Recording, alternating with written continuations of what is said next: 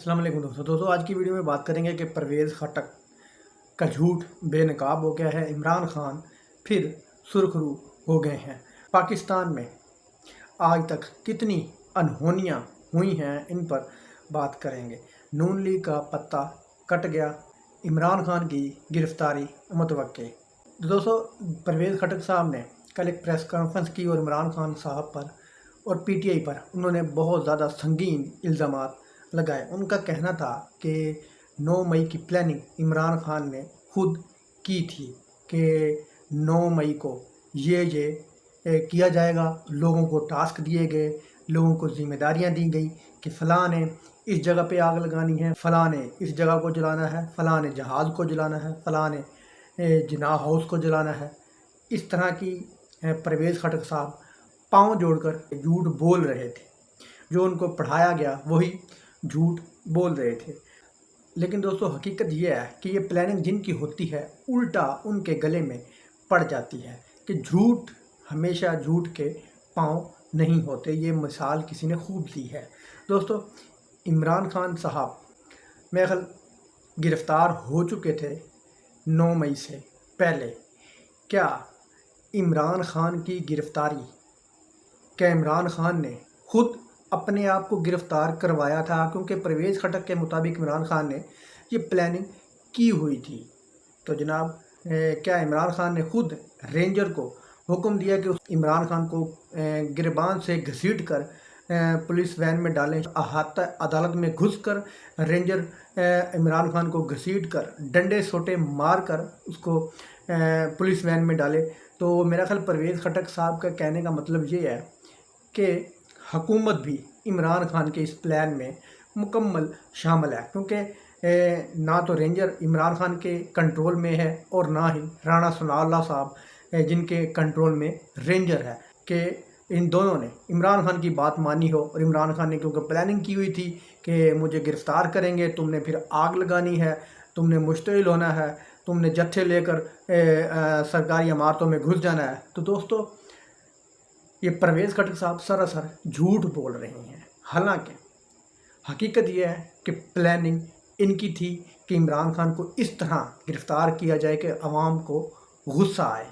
और मार धाड़ जो आग लगाने वाले प्रोग्राम थे, इन्होंने खुद ये प्रोग्राम बनाए हुए थे कि वहाँ पर तो पीटीआई के कई जगहों पर पीटीआई के लोगों के पहुँचने से पहले वहाँ पर हर चीज़ हो चुकी थी, आगे लग चुकी थी, शीशे टूट चुके थे, जिसको ये कहते हैं कि जनाब इज़्ज़त पामाल हो गई फ़लाँ किसी हाउस की।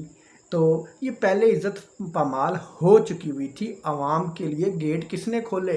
सिक्योरिटी कहाँ थी? बड़ी बात ये है, 3500 सिक्योरिटी गार्ड होते हैं। जिस जगह पर आवाम ने घुस कर जिनाह हाउस में तोड़ फोड़ की या जिनाह हाउस को नुकसान पहुंचाया, तो जनाब वहाँ पर तो चिड़िया भी पार नहीं मार सकती। कोई आम आदमी जाए तो 50 बार उसका शनाख्ती कार्ड चेक होता है। तो इतने लोग किस तरह डंडे सोटे लेकर गैर कानूनी तरीके से मुंह लपेट कर, मुंह अपने ढांप कर किस तरह वो घुस गए?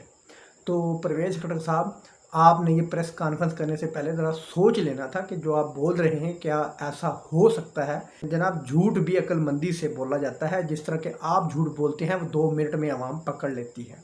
अगली खबर ये है कि इस मुल्क में कब कब अनहोनियाँ हुई हैं।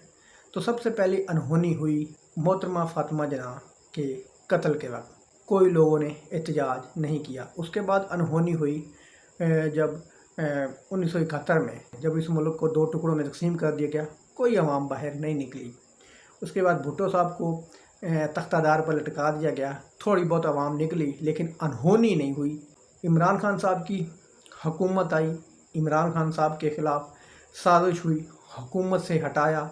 लोग मुतनफ़र थे जब इमरान खान साहब हुकूमत में थे क्योंकि महंगाई थी।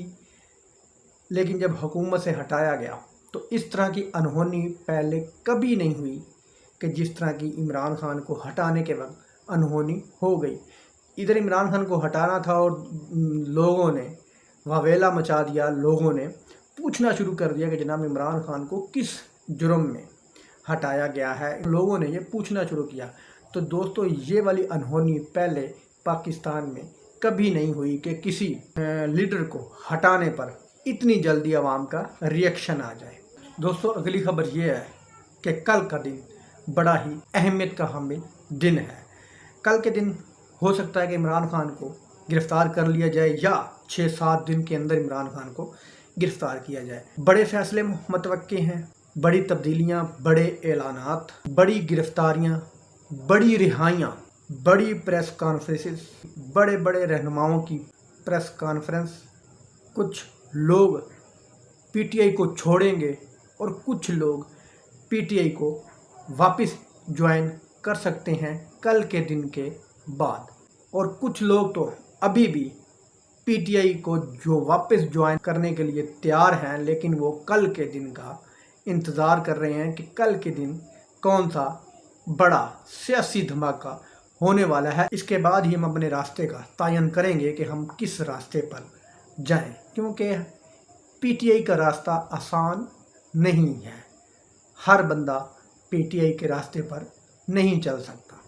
जिस तरह का परवेज़ खटक साहब, बड़े बड़े दावे होते थे इनके, लेकिन अब जीत के दिखाए ना 4 सद्दा की सीट। कल के जो फैसले हैं, या तो पीटीआई की वापसी बड़ी धूमधाम से होगी या पीटीआई को बिल्कुल खुड्डे लाइन लगा दिया जाएगा, या बड़े बड़े नाम पीटीआई से आउट हो जाएंगे। मज़ीद इनमें सर फहरिस्त शाह महमूद कुरैशी साहब भी हैं।